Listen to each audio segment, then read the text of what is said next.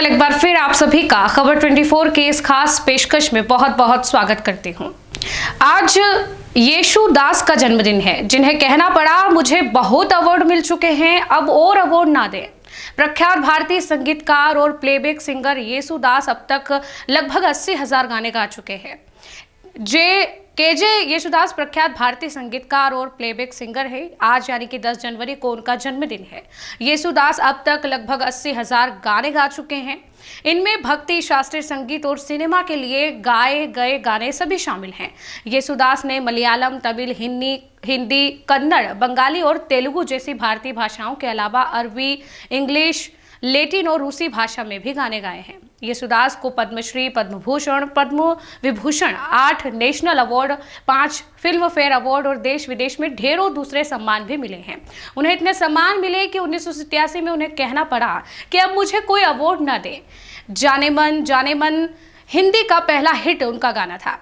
येशुदास का जन्म केरल में 10 जनवरी 1940 को एक रोमन कैथोलिक परिवार में हुआ था। उनके पिता अगस्टीन जोसेफ मलयालम के शास्त्रीय संगीतकार और स्टेज आर्टिस्ट थे। बचपन से ही येशुदास को संगीत में रुचि थी। उनके पिता उनके पहले गुरु बने। बाद में उन्होंने RLV music academy, Swathi Thirunal college of music से संगीत की शिक्षा ली।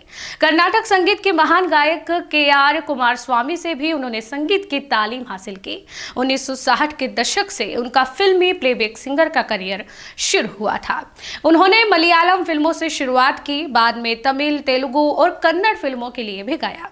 1970 के दशक में उन्होंने हिंदी फिल्मों के लिए गाना शुरू किया था। फिल्म छोटी सी बात के लिए उनका गाना जाने मन तेरे दो नयन सुपरहिट हुआ। इसके बाद उनकी सफलता का सिलसिला चल निकला और उन्होंने अमिताभ बच्चन, अमोल पालेकर, जितेंद्र, संजीव कुमार, रजनीकांत, कमल हासन, मोहनलाल, ममूटी के अलावा एनटी रामाराव और एमजी रामचंद्रन जैसे दिग्गजों तक के लिए गाना गाया।